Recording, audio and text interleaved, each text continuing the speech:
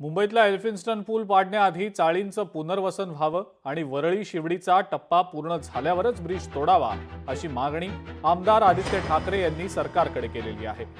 महाराष्ट्रातल्या इमारतींच्या पुनर्विकासाचा प्रश्न कोर्टात असल्याचं सुद्धा आदित्य ठाकरे म्हणतात। एल्फिन्स्टन ब्रिज पाडायच्या आधी दोन गोष्टींचा तिथे निकाल लागणं गरजेचं आहे। पहिलं म्हणजे आजूबाजूच्या ज्या चाळी आहेत किंवा इमारती आहेत, आमच्या काळात आम्ही निर्णय घेतला होता की त्यांना तिकडच्या तिकडेच पुनर्विकास करून मिळेल। थोडी अलाइनमेंट बदलली होती, एकाच बाजूच्या चाळी जाणार होत्या, दुसऱ्या बाजूच्या चाळी तोडण्याची गरज नव्हती। ह्याचा जो काही पक्का निकाल आहे तो सरकारने कागदोपत्री आम्हाला द्यावा, या सरकारवर आमचा विश्वास नाही। दुसरी गोष्ट म्हणजे वरळी शिवडी कनेक्टर ह्याच्या आजूबाजूचं पूर्ण स्पॅन झाल्यानंतरच एल्फिन्स्टन ब्रिज तोडावा किंवा बंद करावा, त्याच्या आधी नाही। कारण जर आधी तोडला तर रहदारीची जी काही त्रास आपल्याला जो काही होणार आहे त्याचा विचारही आपण करू शकत नाही। एल्फिन्स्टन पूल संदर्भातला आढावा घेतलाय आमचे प्रतिनिधी मनीष गांगुर्डे यांनी। सध्या मी उभा आहे परेल प्रभादेवी या ठिकाणी, जो आपण बघू शकतो तो ब्रिज ज्याला महत्त्वपूर्ण मानला जातो, तो एल्फिन्स्टन ब्रिज हा आज रात्री पासून बंद करण्यात येणार आहे।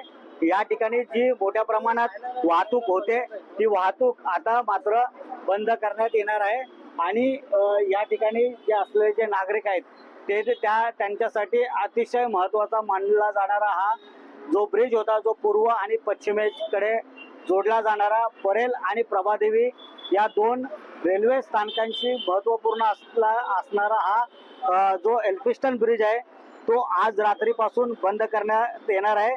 या ब्रिजला पाडून या ठिकाणी नवीन ब्रिजचं देखील काम या ठिकाणी होणार आहे आणि त्यामुळेच एल्फिन्स्टन उड्डाणपूल व शिवडी वरळी एलिव्हेटेड कनेक्टर उड्डाणपुलाची निर्मिती या ठिकाणी करण्यात येणार आहे।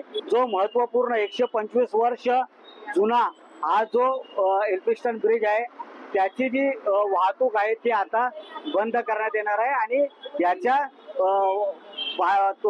पाडकाम जे आहे ते केलं जाणार आहे आणि त्यानंतर नवीन उड्डाणपुलाची निर्मिती देखील या ठिकाणी होणार आहे। मनीष गांगुर्डे, लोकशाही मराठी, मुंबई। लोकशाही मराठी ऐका, पहा, जागरूक रहा।